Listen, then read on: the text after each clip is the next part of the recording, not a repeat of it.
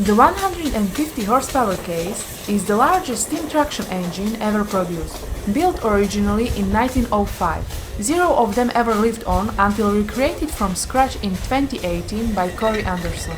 The engine burns both wood and coal.